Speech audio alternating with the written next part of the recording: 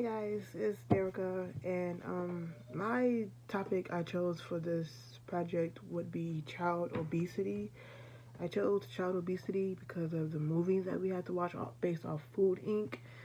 And I immediately thought about my child and what they put in the food and what actually makes the kids get obese. So I did child obesity, and child obesity mainly it starts with the parents at home and at school and what the child intakes and how much the child intakes of that certain kind of food. Um, I mainly stuck to child obesity. I didn't want to go above and beyond and do like all of obesity. I stuck to child because I have a child and I look at him every day and see what I need to feed him and how much he intakes and what he doesn't intake. Like for instance, my child, he mainly eats fruits and vegetables. He doesn't really eat a whole bunch of snacks and junk food, and he likes to run around all day. He doesn't sit around. Um, Also, I chose child obesity because it's a big factor in a lot of parents' lives for their child to become obese over the time. And it really starts from home that we have to deal with child obesity, and then the child going to school. Say you give your child a lunch, but then he or she tries to be sneaky and gets a lunch from the school.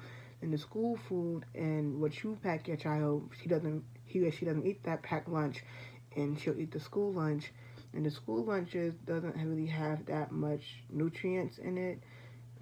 Granted, what you pack your child for lunch, like say you pack your child fruit, vegetable, and a sandwich, and that's only the three main courses that your child would need, not what the school would feed us, and it's mainly like it's not filled with no nutrients.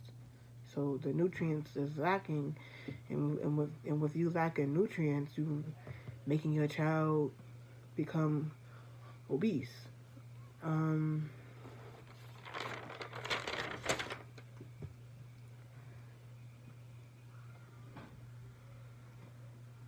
what I found that was alarming to me is that how the child could get like he or she can get diabetes, high blood pressure, um, or like heart disease at a young age just from being obese.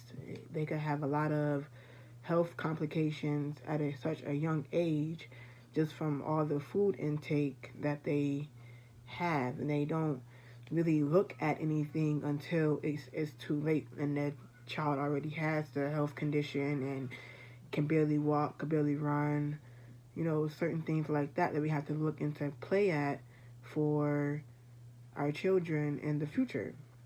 Um, I also found that the two websites that I used was like I mainly used CDC, and because that website is the most like accurate to me. I used it in a lot of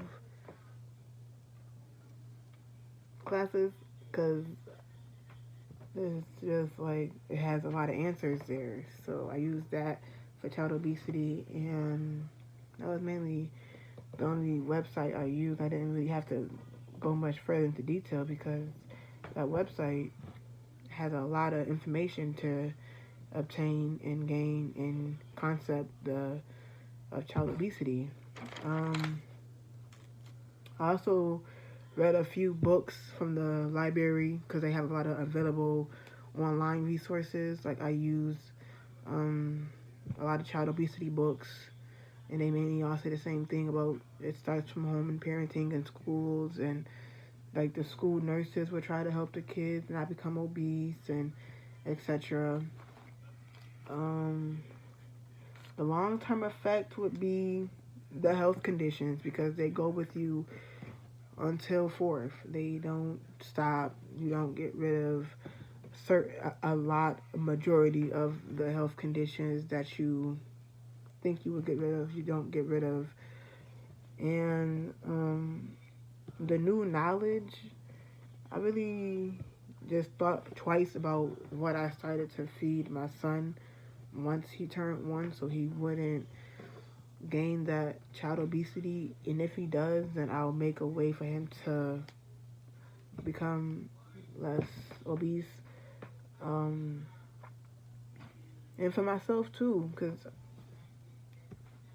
that's just something that we have to look for, because becoming obese comes with a lot of complications. And even if you don't have become obese, you still have health complications. But being obese comes with majority of a lot of complications. And that's what my topic was mainly on: child obesity, and trying to prevent as much child obesity as we can in America, because it's a big factor in America. And that's it, guys.